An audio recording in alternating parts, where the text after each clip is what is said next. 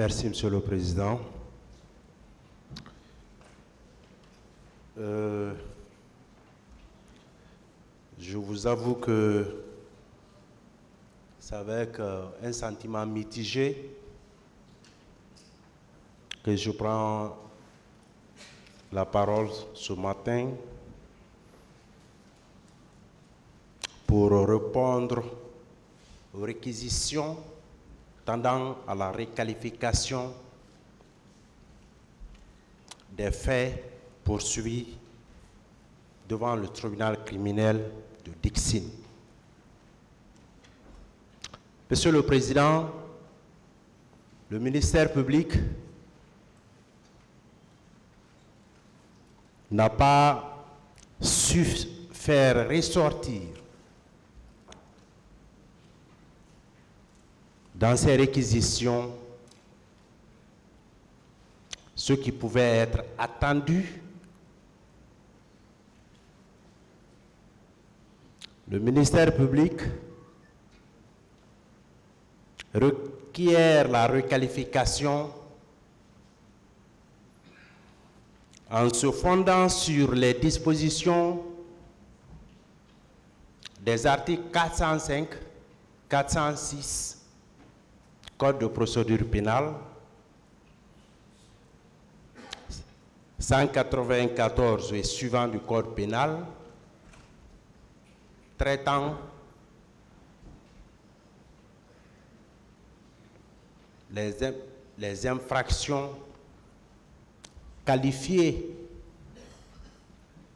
comme relevant de la compétence de la CPI, puisque prévu par le statut de Rome.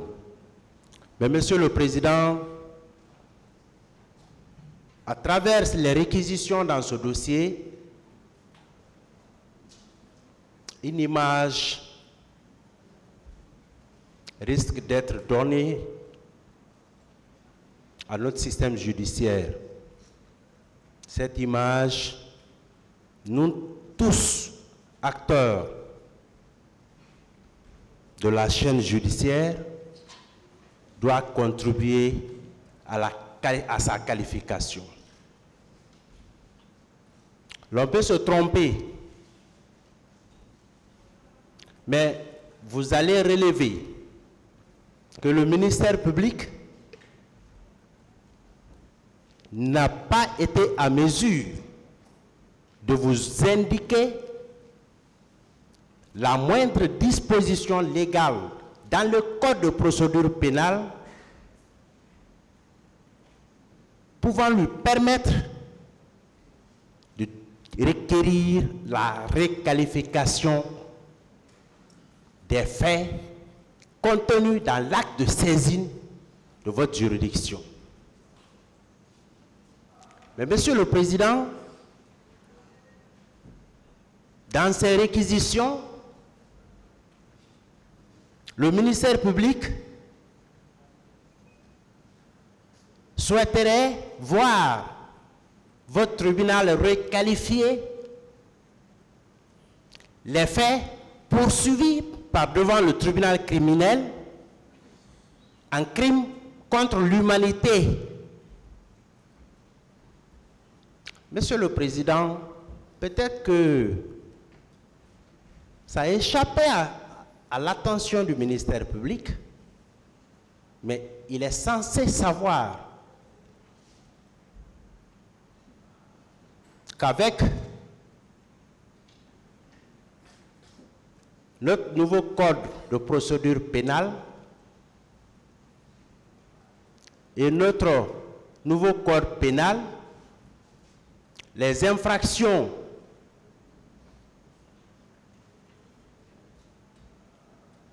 érigées ou classées comme infractions relevant de crimes contre l'humanité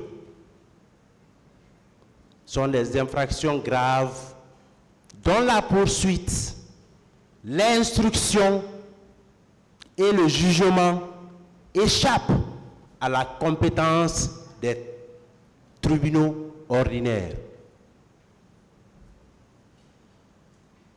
L'article 700 724, 725, 726 du Code de procédure pénale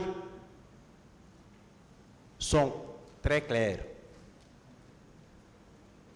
Si vous vous demandez la requalification, alors que vous n'êtes même pas compétent pour engager des poursuites, on demande à un tribunal de requalifier en des faits dont le tribunal d'ailleurs ne serait pas compétent pour connaître.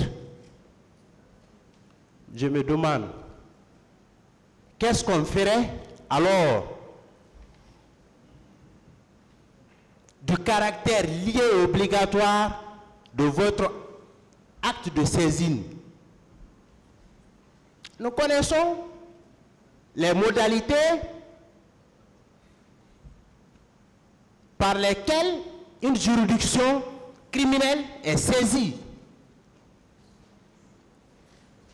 Vous avez un arrêt de la Cour suprême qui a rejeté le pourvoi formé contre l'arrêt de la Chambre de contrôle de l'instruction. Cet arrêt vous lie, Monsieur le Président, distingué assesseur.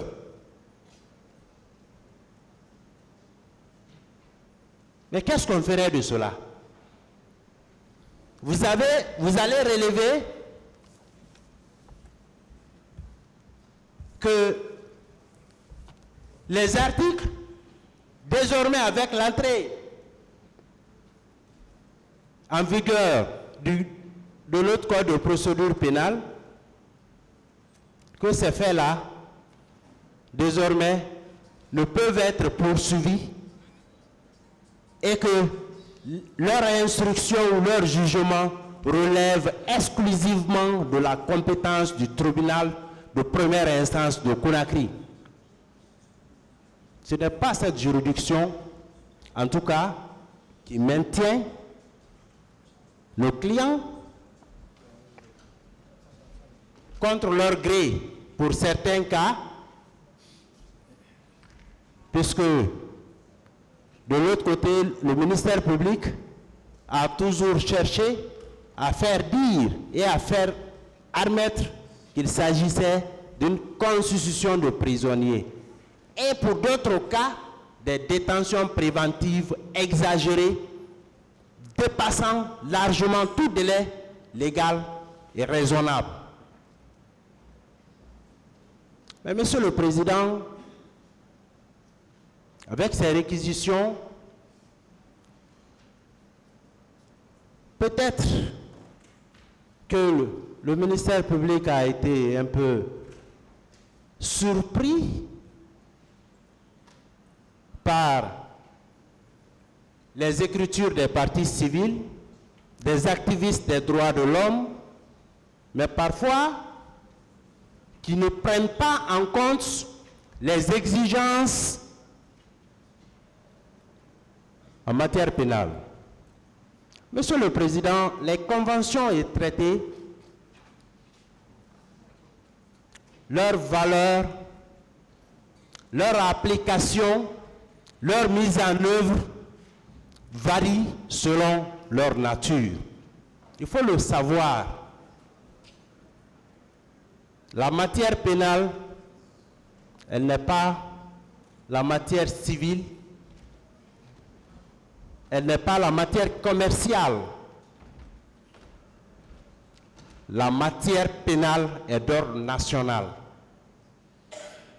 Il faut le savoir. Et tous les États du monde,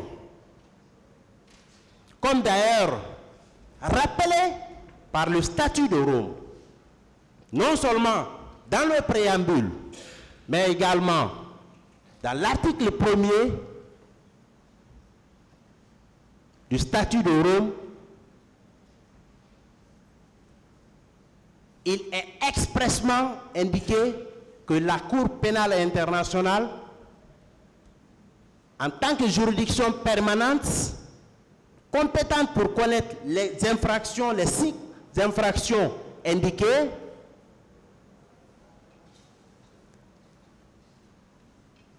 est une juridiction complémentaire